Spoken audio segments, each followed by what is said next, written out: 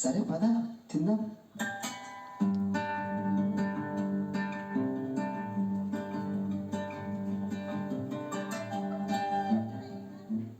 Corona తర్వాత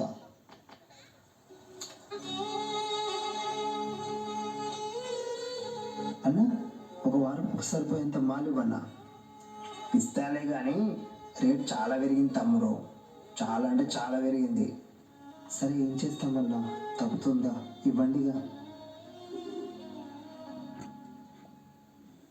అన్నా నువ్వు చెప్పిన డిజైన్లో మంచి చీరలు వేసానన్నా, ఇది తీసుకొని డబ్బులు ఇవ్వన్నా. అయ్యో తమ్ముడు, ఇప్పుడు మాత్రం డబ్బులు ఇవ్వలేను తమ్ముడు. షాపులో చీరలన్నీ అలాగే ఉన్నాయి. కొన్ని చీరలు పోయాక డబ్బులు వచ్చాక ఇస్తా. ఒక 10-15 రోజులు మాత్రం ఖచ్చితంగా ఆగను తమ్ముడు. సరేలే అన్న, 15 రోజుల తర్వాత వస్తా. ఏవండి, సరుకులు అయిపోయాయి, తీసుకురండి. సరే వెళ్తున్నా.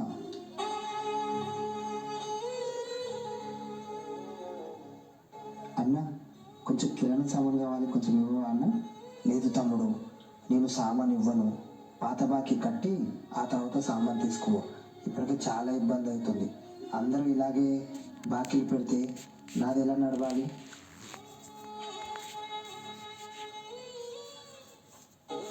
ఏంటి నాకు ఈ బాధ? ఎంత హ్యాపీగా బతికేవాడిని, కానీ ఇప్పుడు ఇలా. మాల్ ధర 3000 నుండి 6000 వరకు పెరిగింది. అసలు ఏమి మిగలడం లేదు. ఆ వచ్చిన పైసలన్నా టైంకి వస్తున్నాయంటే అది కూడా రావడం లేదు. అసలు ఇల్లు గడవడం లేదు. నాకు ఏం చేయాలో ఏమీ అర్థం కావట్లేదు. మా రాతలు మారేది ఎప్పుడు? నాకైతే అస్సలు అర్థం కావట్లేదు.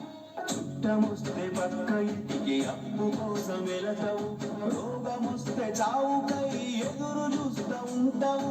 ఆదుకోగల నాదుడు ఎక్కడ కానరాడు. గంజి బతుకు నీదిరా, గంజిలో మెతుకేదిరా. నేతలెందరో మారిన నీ రాత మారలేదు. ఓట్ల పండుగప్పుడే నువ్వు గుర్తుకొస్తావు. నేతన్నే దేశానికి నేతగా ఎదగాలిరా.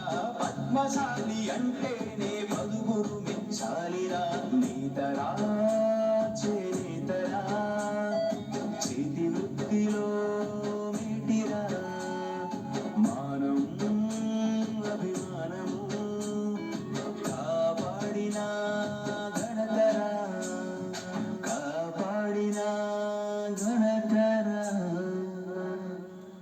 ఒక చీర మగ్గం మీద తయారై బయటికి రావడానికి 10 నుండి 12 రోజులు పడుతుంది. ఒక చీర తయారీలో ఎంత మంది కార్మికులు కష్టపడుతున్నారో చూశారుగా. తరతరాలుగా వస్తున్న సాంప్రదాయ వృత్తి మీద అభిమానంతో కష్టాన్ని ఇష్టపడుతున్న చేనేత కార్మికుల అంకిత భావాన్ని గుర్తిద్దాం. చేనేత వస్త్రాలను ధరించి వారిని ప్రోత్సహిద్దాం. మన నేతలని కాపాడుకుందాం.